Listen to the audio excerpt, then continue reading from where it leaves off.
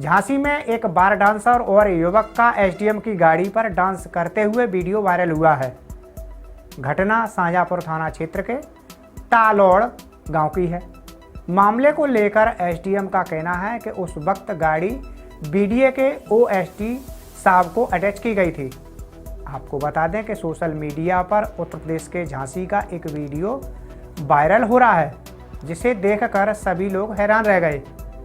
Video में SDM गाड़ी लिखी बोनट पर एक बार डांसर और एक लड़का साथ में डांस करते हुए नजर आ रहे हैं। वीडियो में गाड़ी का हूटर बज रहा है और नीली लाल बत्ती जल रही है। इसके अलावा वायरल वीडियो में गाड़ी के आसपास झूम रहे लोग उन पर पैसे लुटा रहे हैं।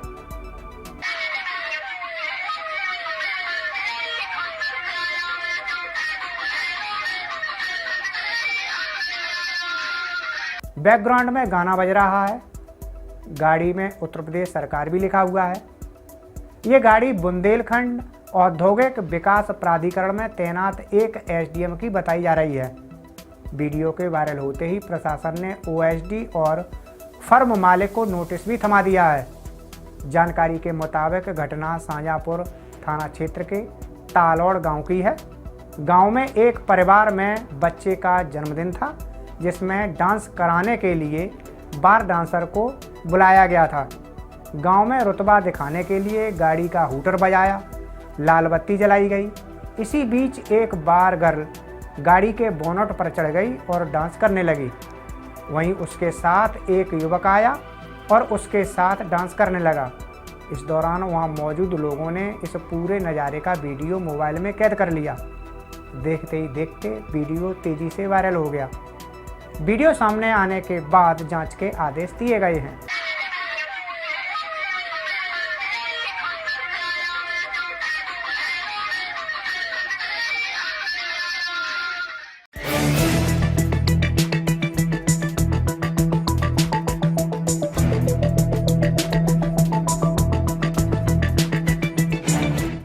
विश्व धरोहर सप्ताह 19 नवंबर को शुरू हो रहा है, जो 25 नवंबर तक विभिन्न स्मारकों में मनाया जाएगा। 19 नवंबर को ताजमहल सहित सभी स्मारकों में निःशुल्क प्रवेश मिलेगा। इसके लिए भारतीय पुरातत्व सर्वेक्षण ने इस संबंध में आदेश जारी कर दिया है। ताजमहल में केवल प्रवेश निःशुल्क है। इसके अलावा मुख्य गुम्बद पर लगने वाले 200 रुपये के अतिरिक्त टिकट की छूट नहीं मिलेगी।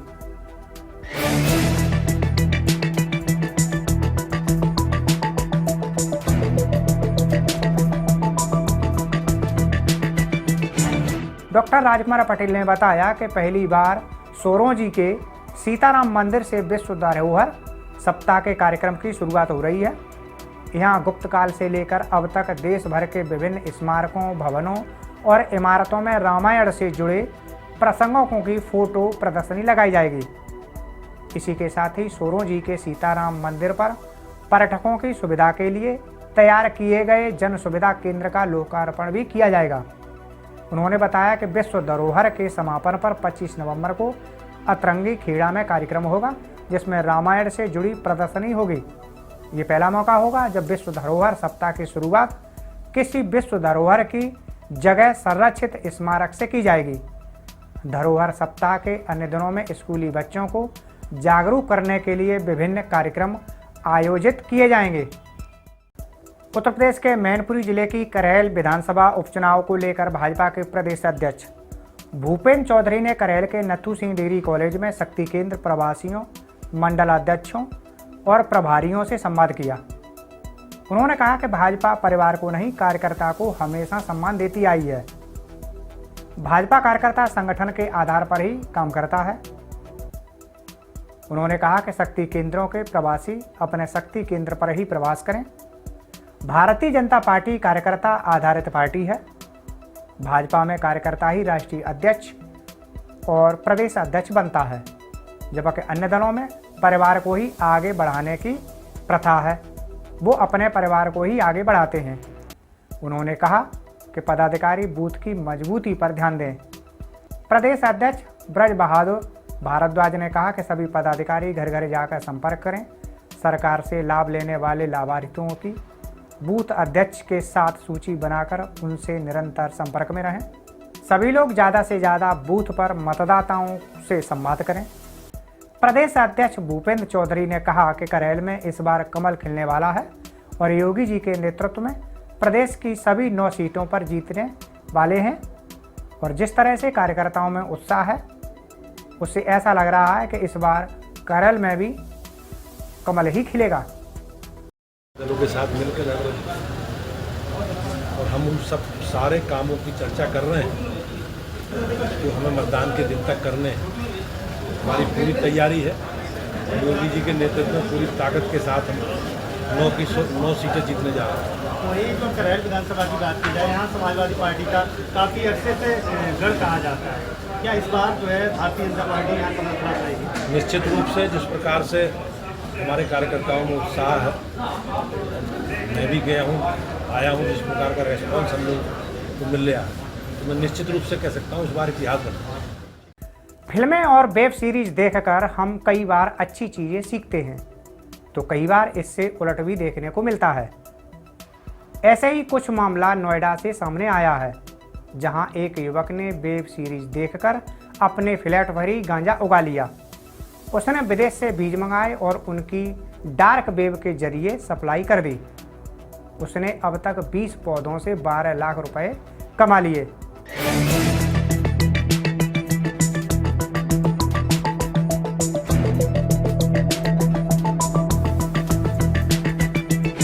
वाकई अजब गजब है यूपी के लोग। ऐसे कारनामे कि आम इंसान तो छोड़िए, पुलिस भी सन्न रह जाए।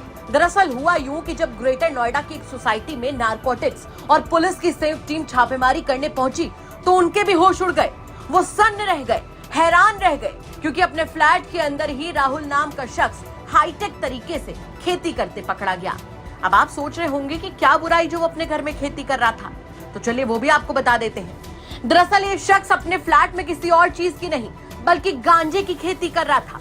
और अभी तो और सुनिए, ऐसा वैसा नहीं बल्कि प्रीमियम गांजा यानी कि ओजी वो गमलों में उगा रहा था और इसे डार्क वेब के जरिए सप्लाई कर रहा था।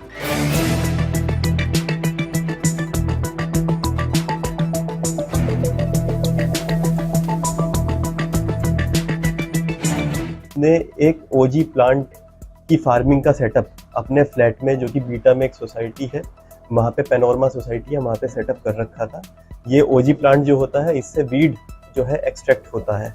इसने ये जो इसके सीड्स हैं, ये एक सीड्समैन करके एक वेबसाइट है जो कि एक फॉरेन बेस्ड कंपनी है, उससे मंगाता था पेपल के थ्रू पेमेंट करके। उसके बाद उन सीड्स को अपने ही फ्लैट में इंडोर में फार्म करता था। उसके लिए इसने पूरा सेटअप खाद का, पेस्टिसाइड्स, इंसेक्टिसाइड्स, वाटरिंग का पूरा बना रखा था। एसी भी इस तरह से सेट कर रखा था कि जो एम्बिएंट टेम्परेचर है ओजी प्लांट के ग्रो होने का, वो वहाँ पे सेटअप रहे। क्योंकि फ्लैट में सनलाइट नहीं होती थी, तो सनलाइट की भी एनवायरनमेंट क्रिएट करने के लिए इसने बताया था कि अमेजोन से कुछ फुल स्पेक्ट्रम लाइट्स हैं जो इसने मंगाई थी और जिससे वो सनलाइट वाला एनवायरनमेंट ये क्रिएट करता था। नारकोटिक्स और पुलिस की संयुक्त टीम ने जब छापेमारी की तो वो भी हैरान रह गए। राहुल ने पूरे फ्लैट को ही गांजे की नर्सरी बना रखा था। अभी ये इसने बताया कि 10 से 20 प्लांट्स इसने सेल आउट किए हैं और 80 प्लांट्स की जो स्टॉक था वो इसके पास था, जो नियर फ्यूचर तैयार होने वाला था। ग्रेटर नोएडा डीसीपी सादमिया खान ने जानकारी देते हुए बताया कि नारकोटिक्स विभाग और स्थानीय पुलिस को ग्रेटर नोएडा की एक सोसाइटी के फ्लैट में गांजे की अवैध खेती की सूचना मिली थी। इसके बाद थाना बीटा 2, नारकोटिक्स सेल और थाना इकोटेक 1 पुलिस ने मिलकर आरोपी राहुल के फ्लैट में छापा मारा। फ्लैट में घुसते ही टीम ने देखा कि आरोपी ने कई कमरों में 50 से ज्यादा गमलों में प्रीमियम गांजा उगाया हुआ है। और तो और फ्लैट के अंदर प्राकृतिक धूप की कमी को पूरा करने के लिए उसने एक खास तरीके की लाइट्स भी इस्तेमाल कर रखी थी, जो कि पौधों के लिए सनलाइट जैसा माहौल बना देती है। आरोपी राहुल इस गांजे की सप्लाई डार्क वेब के जरिए ऑन डिमांड करता था, जिससे नारकोटिक्स और पुलिस के अधिकारी उसकी चालाकी देखकर हैरान रह गए। छापेमारी के दौरान पुलिस ने फ्लैट से लाखों रुपए का गांजा जब्त किया। फिलहाल आरोपी राहुल चौधरी को गिरफ्तार कर लिया जा रहा है। बताया जा रहा है कि आरोपी मूल रूप से मेरठ का रहने वाला है। पुलिस आरोपी के नेटवर्क की जांच में लगी हुई है ताकि ये पता लगाया जा सके कि क्या इसमें कोई और शख्स भी शामिल था।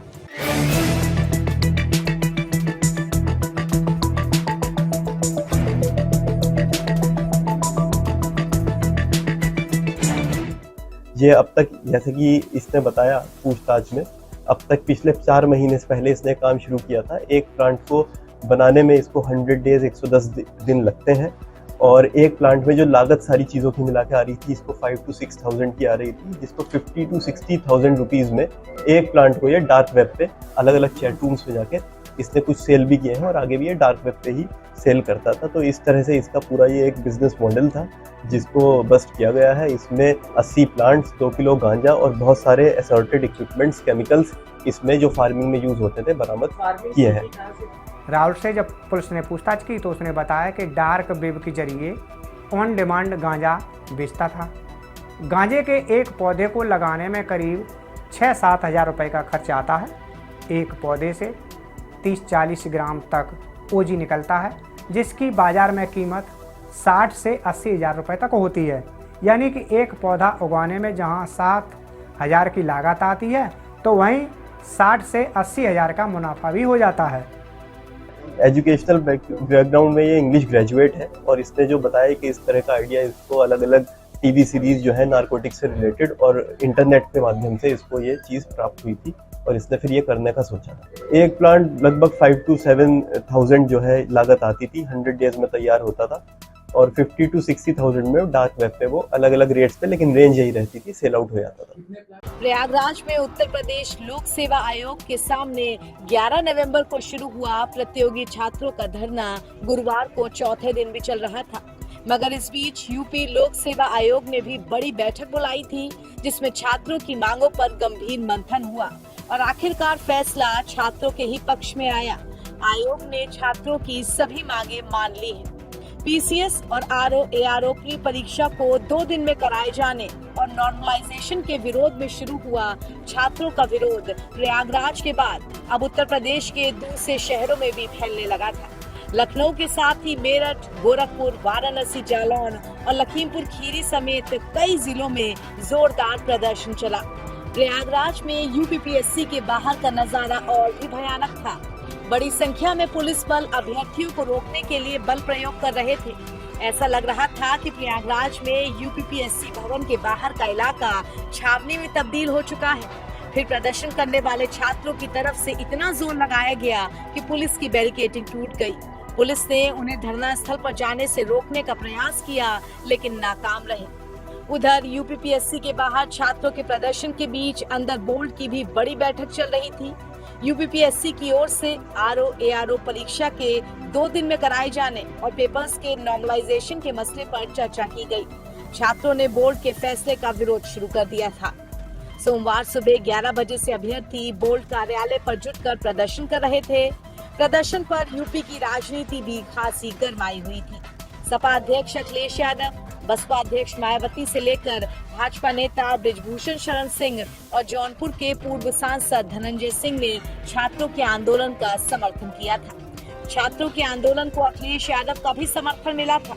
अखिलेश यादव ने इस मुद्दे को लेकर सोशल मीडिया पर लिखा था, इलाहाबाद में एक आंदोलनकारी दिव्यांग छात्रा की बैसाखी पुलिस ले गई। ये खबर बताती है कि भाजपाई और उनकी सरकार कितनी निर्दयी और संवेदनहीन है। ऐसी सरकार को बने रहने का कोई हक नहीं। भाजपा घमंड के हिमालय पर चढ़ी हुई है। जो जितनी ऊंचाई पर होता है उसका पतन भी उतना ही नीचे और तेजी से होता है। दिव्यांग कहे आज का नहीं चाहिए भाजपा। तो विपक्ष के इतने तीखे तेवर और प्रदर्शनकारी अभ्यर्थियों के एकजुट होने के बाद से ही इस समस्या का समाधान बोर्ड ढूंढने लगा था। अब बोर्ड की इस बैठक के बाद फैसला आ चुका है। यूपीपीएससी ने छात्रों के मन वाले बदलाव कर दिए हैं। अब परीक्षा एक ही शिफ्ट में होगी। 2 दिन परीक्षा वाला फैसला छात्रों के विरोध प्रदर्शन के बाद वापस ले लिया है। एक दिन एक पाली में ही पीसीएस प्री की परीक्षा कराई जाएगी। वहीं आरओ की परीक्षा फिलहाल स्थगित कर दी गई है। उत्तर प्रदेश के कानपुर जिले की सीसामऊ सीट से समाजवादी पार्टी के विधायक रहे इरफान सोलंकी को इलाहाबाद हाई कोर्ट से जमानत मिल गई है, लेकिन कोर्ट ने उनकी सजा पर रोक लगाने से इनकार कर दिया है। इरफान सोलंकी को एक महिला के घर में आगजनी करने के मामले में दोषी ठहराकर सजा सुनाई गई थी। कोर्ट के फैसले से कानपुर की सीसामऊ विधानसभा सीट पर सस्पेंस खत्म हो गया है। इरफान कानपुर की सीसामऊ सीट से सपा के निवर्तमान विधायक हैं, जिनकी विधायकी कोर्ट के फैसले के बाद निरस्त हो गई थी। इसीलिए इस सीट पर उपचुनाव हो रहे हैं। इरफान सोलंकी को बेल मिलने की खुशी उनकी पत्नी नसीम सोलंकी के चेहरे पर साफ झलक रही है। नसीम का कहना है कि उनकी 2 साल की मेहनत रंग लाई है। नहीं देखिए, बेल तो मिली है, उससे तो काफ़ी उत्साह भी है हम लोगों में और खुशी का एक माहौल बन गया है। अल्हम्दुलिल्लाह, अल्लाह का शुक्र है। और एक आस भी है और एक कदम हम लोग विधायक जी हमारे करीब आ रहे हैं, हमें ऐसा महसूस हो रहा है। स्टे नहीं मिला तो उसके लिए हम लोग सुप्रीम कोर्ट में कोशिश करेंगे। अभी हमारी लड़ाई जारी रहेगी जब तक विधायक जी बिल्कुल बरी नहीं हो जाते। जब तक बता दें कि इरफान सोलंकी के केस में जस्टिस राजीव गुप्ता और जस्टिस सुरेंद्र सिंह की डिवीजन बेंच ने इस मामले में फैसला सुनाया। विधायक इरफान सोलंकी और उनके भाई रिजवान सोलंकी को 7 साल की सजा सुनाई गई थी। कोर्ट ने इस मामले में इरफान सोलंकी की सजा को बरकरार रखा है। फिलहाल के लिए उन्हें इलाहाबाद हाई कोर्ट से जमानत मिली हुई है। सपा विधायक इरफान सोलंकी और उनके भाई रिजवान सोलंकी सहित 3 अन्य आरोपियों ने नजीर फातिमा का प्लॉट हड़पने के लालच थे उसके घर में आग लगा दी थी। इस मामले में कानपुर की स्पेशल MP MLA कोर्ट ने इन दोनों को ही दोषी ठहराया था और 7 साल की सजा सुनाई थी। 7 साल की सजा होने की वजह से इरफान सोलंकी की सीसामऊ सीट से विधायकी निरस्त हो गई। नहीं, उनके ना रहने से देखिए कमी तो उनकी कोई पूरी नहीं कर पा रहा है। तो सपा का पूरा प्रदेश में और सब तरह से लोग आ रहे हैं, मेहनत हो रही सारी। इरफान सोलंकी की कमी कोई पूरी नहीं हो पा रही है कहीं पर। इरफान सोलंकी ने ट्रायल कोर्ट के फैसले को इलाहाबाद हाई कोर्ट में चुनौती दी थी। दोषी करार दिए जाने और सजा के ऐलान के फैसले के खिलाफ उन्होंने हाई कोर्ट में अपील दाखिल की थी। अपील में अदालत का अंतरिम फैसला आने तक ट्रायल कोर्ट के फैसले पर रोक लगाए जाने और जमानत के लिए उन्होंने गुहार लगाई थी। सुप्रीम कोर्ट ने भी इस मामले में पिछले महीने इलाहाबाद हाई कोर्ट को 10 दिनों में सुनवाई पूरी करने का फैसला सुनाने को कहा था। इस मामले में यूपी सरकार की तरफ से भी हाई कोर्ट में गवर्नमेंट अपील दाखिल की गई थी। इरफान सोलंकी की अपील में जहां सजा को रद्द किए जाने की गुहार थी, वहीं यूपी सरकार की अपील में 7 साल की सजा बढ़ाकर उम्र कैद में तब्दील किए जाने की मांग की गई थी। हालांकि सरकार की अपील पर कोर्ट ने सजा बढ़ाने का कोई फैसला नहीं दिया है। बहुत अच्छा, बहुत भैया आ गए, इतना बोल गए, बहुत अच्छा रहा मेरे लिए और इंशाल्लाह इससे बहुत फ़र्क भी पड़ेगा चुनाव में। भैया और बाकी सपोर्ट तो कर ही रहे हैं, पार्टी से पूरा सपोर्ट मिल रहा है, भैया पूरा कर रहे हैं, तो है अल्हम्दुलिल्लाह, इससे काफ़ी हमें फ़ायदा मिलेगा। यूपी में विधानसभा उपचुनाव को लेकर सपा सुप्रीमो अखिलेश यादव ने कानपुर के सीसामऊ में रैली को संबोधित करते हुए कहा कि आज के बाद किसी का घर नहीं टूटेगा, क्योंकि बुलडोजर अब गैराज में खड़ा हो जाएगा। आपको बताते कि उत्तर प्रदेश में 20 नवंबर को 9 सीटों पर विधानसभा उपचुनाव होने हैं। चुनाव को लेकर यूपी में राजनीतिक माहौल अपने चरम पर है। सभी राजनीतिक दल प्रचार और रैलियों में जुटे हुए हैं। इसी बीच सपा सुप्रीमो अखिलेश यादव कानपुर के सीसामऊ विधानसभा में पहुंचे। रैली में उन्होंने भाजपा पर जमकर निशाना साधा। उन्होंने सुप्रीम कोर्ट के बुलडोजर फैसले का जिक्र करते हुए कहा कि ये चुनाव विशेष परिस्थितियों में हो रहा है। पूरे यूपी के लोग जानते हैं कि यहाँ जबरदस्ती चुनाव कराया जा रहा है और झूठे मुकदमों में लोग फंसाए जा रहे हैं। अखिलेश ने सुप्रीम कोर्ट के फैसले का स्वागत करते हुए कहा, सुप्रीम कोर्ट ने सरकार पर 25 लाख का जुर्माना लगाया है। उन्होंने कहा, आज के बाद बुलडोजर हमेशा के लिए गैराज में खड़ा हो जाएगा, किसी का घर नहीं टूटेगा। जो घर तोड़ना जानते हैं उनसे क्या उम्मीद करोगे आप? जो घर तोड़ने में सेकंड न लेते हो उनसे क्या उम्मीद करते हो? कम से कम आज के बाद उनका बुलडोजर हमेशा हमेशा के लिए खड़ा हो जाएगा गैराज में। अब किसी गरीब का घर नहीं टूटेगा। अखिलेश यादव ने इरफान सोलंकी का जिक्र करते हुए कहा कि इरफान सोलंकी जल्द रिहा होकर आपके बीच होंगे और पहले की तरह काम करेंगे। उन्होंने यह भी कहा कि इरफान की पत्नी को चुनाव मैदान में उतारा गया है और वे रिकॉर्ड मतों से जीतेंगी। सोचिए कितना अन्याय हुआ है, जेल भेजने से लेकर के दूसरी जेल भेज देने का। और मैं आपसे कहना चाहता हूं, वो तो कानपुर में ही रखते विधायक जी को, लेकिन क्योंकि मैं मिलने आ गया था विधायक जी से, इसलिए उन्होंने यहां से महाराजगंज भेज दिया। अखिलेश यादव ने बीजेपी पर तंज कसते हुए कहा कि जो हमें और दूसरों लोगों को माफिया, अपराधी, गुंडा कहते हैं, वे खुद घर से निकलते समय आईना नहीं देखते। बीजेपी फंसाने वाली पार्टी है, न कि बचाने वाली। जो दूसरों को अपराधी बोलते हैं, गुंडा बोलते हैं, बदमाश बोलते हैं। आपने सुना होगा हम लोगों को और आप लोगों को क्या क्या कहते हैं ये लोग। कभी अपराधी कहते हैं, कभी माफिया कहते हैं, कभी गुंडा कहते हैं। मुझे तो लगता है कि जब वो घर से निकलते हैं तो आईना नहीं देख करके निकलते हैं। इसलिए नेगेटिव पॉलिटिक्स को इस बार कोई हराने जा रहा है तो आपकी ये पीडीए की आवाज इनको हराने जा रही है। महाराष्ट्र चुनाव को लेकर अखिलेश यादव ने योगी आदित्यनाथ का बिना नाम लिए कहा, देखना महाराष्ट्र में ये लोग हारेंगे और उत्तर प्रदेश से भी इनकी कुर्सी चली जाएगी। बीजेपी ने अयोध्या का चुनाव इसी वजह से टाल दिया क्योंकि आंतरिक सर्वे में हार की आशंका थी। महाराष्ट्र से आवाज आ रही है चुनाव वहां हारेंगे और देखना उत्तर प्रदेश की कुर्सी अपने आप चली जाएगी। कोई कुर्सी को नहीं रोक सकता, इसीलिए चुनाव टाले गए। बताओ चुनाव टाले गए घबरा करके कि नहीं टाले गए? पहले तो चुनाव उन्होंने अयोध्या वाला टाल दिया। वो नहीं चाहते थे कि दोबारा जनता वहां हरा दे उन्हें। अखिलेश यादव ने कहा कि प्रयागराज में हजारों नौजवान धरने पर बैठे हैं, लेकिन सरकार युवाओं के मुद्दों पर ध्यान नहीं दे रही। 7 साल में कई परीक्षा पर्चे लीक हुए हैं जिसमें युवाओं में नाराजगी बढ़ी है। उन्होंने कहा कि इसी का रिजल्ट था कि लोकसभा चुनाव में यूपी से बीजेपी का ऐतिहासिक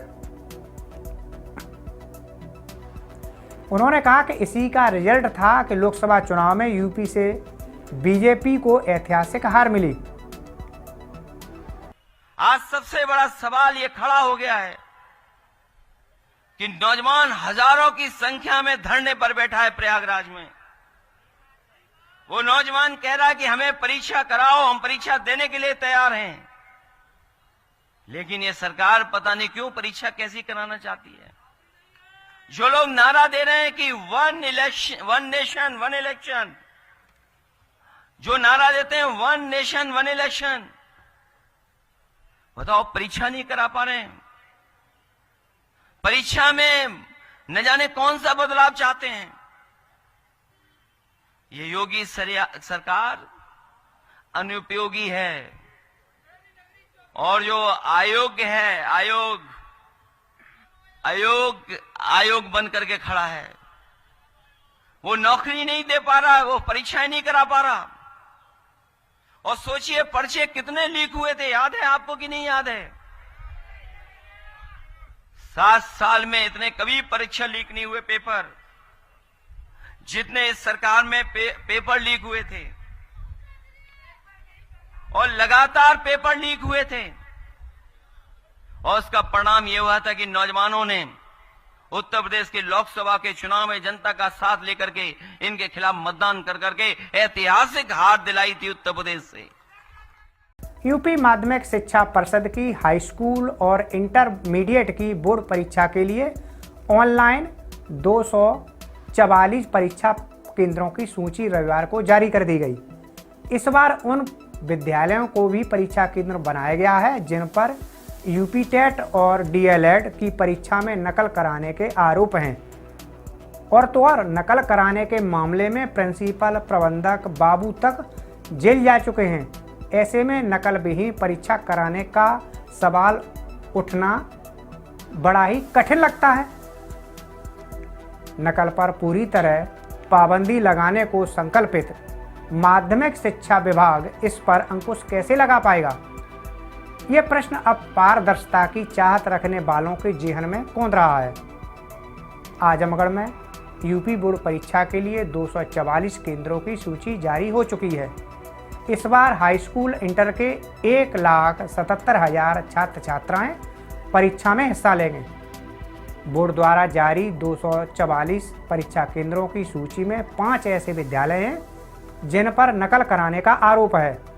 इतना ही नहीं, उसके प्रिंसिपल, प्रबंधक बाबू के खिलाफ भी कार्रवाई हो चुकी है।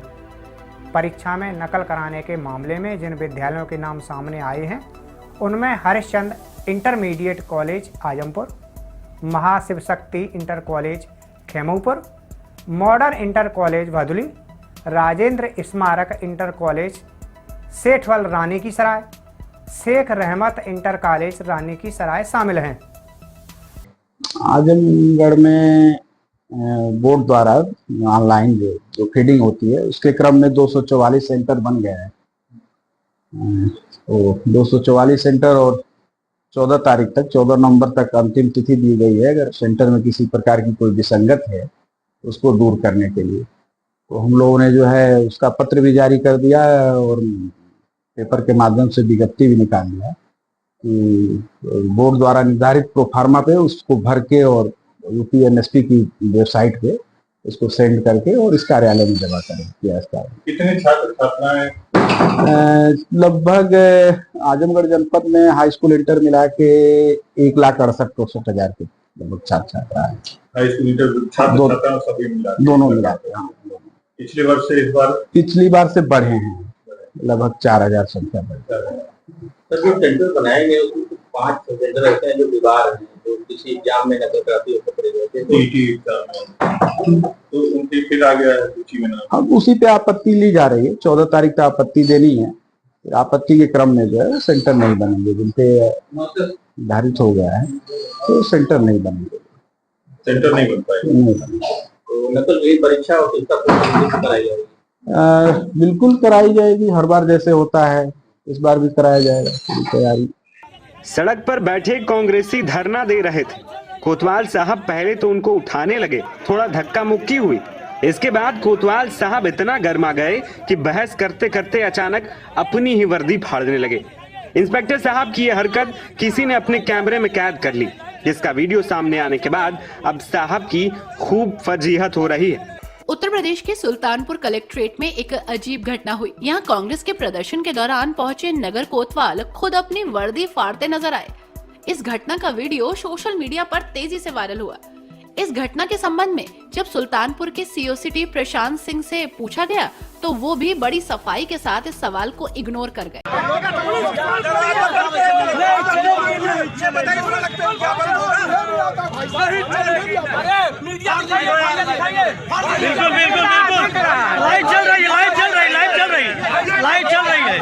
मामला सुल्तानपुर के जिला मुख्यालय पर किसानों की समस्याओं को लेकर कांग्रेस कार्यकर्ताओं के प्रदर्शन के दौरान का है। जानकारी के मुताबिक कांग्रेस के कार्यकर्ता किसानों की समस्याओं को लेकर डीएम को ज्ञापन देने आए थे और इस दौरान पुलिस ने उन्हें कलेक्ट्रेट के गेट पर ही रोक लिया।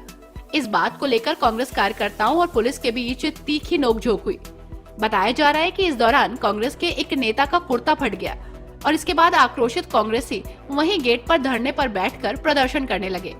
इस दौरान मामले को संभालने पहुंचे नगर कोतवाल नारद मुनि से जब मामला नहीं संभाला गया तो वो कांग्रेस कार्यकर्ताओं पर दबाव बनाने के लिए खुद ही अपनी वर्दी फाड़ने लगे। वही मामले की जानकारी लगते ही एसडीएम सदर और सीओ सिटी मौके पर पहुंचे, जिसके बाद किसी तरह कांग्रेसियों को समझा बुझाकर धरना प्रदर्शन को शांत करवाया गया। हालांकि बाद में मुख्य राजस्व अधिकारी को ज्ञापन सौंप कांग्रेसी वापस भी लौट गए, लेकिन इस बीच कोतवाल नारद मुनि सिंह की वीडियो उनकी खूब फजीहत करवा रही है।